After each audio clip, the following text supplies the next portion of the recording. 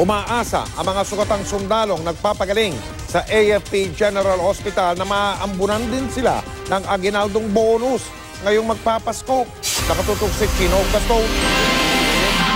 Isa-isang ginamayan at binigyan ng regalo ni Defense Secretary Delphine Lorenzana ang mga sundalong nagpapagaling sa Heroes Ward sa AFP General Hospital.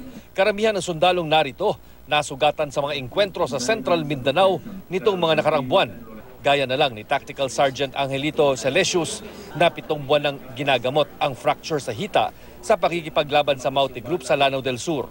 Siyempre sir, na himural kami sa pagpunta kay DND dito sir. Dahil sa papakita sa amin ng suporta talaga sa amin.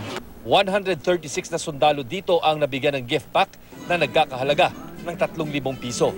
Then to our soldier patients, thank you for your sacrifices. Alam ko na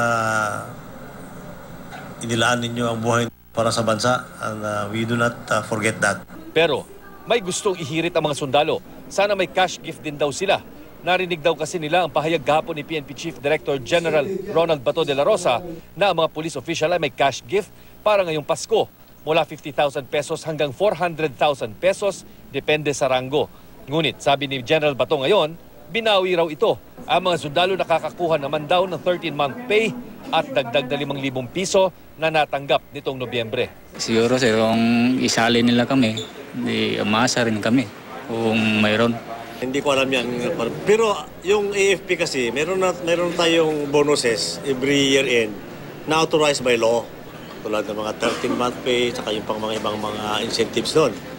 Meron, batas yan. So, meron yan lahat mga officers sa listed personnel. Hindi ko pa alam kung magkakaroon kami dahil hindi naman nagpapunta si Presidente sa amin. Bahala lang si Presidente kung magbigay sa o hindi. Hindi ko nahihingin siguro. Sa mga unang buwan ng kanyang administrasyon, ipinangako ng Pangulong Duterte na dodoblihin ang sahod ng mga sundalo at pulis ngayong Disyembre. Pero dahil wala pang pagkukuhanan ng pondo, sabi ng Department of Budget, sa taong 2018 pa ito, may isa sa katuparan.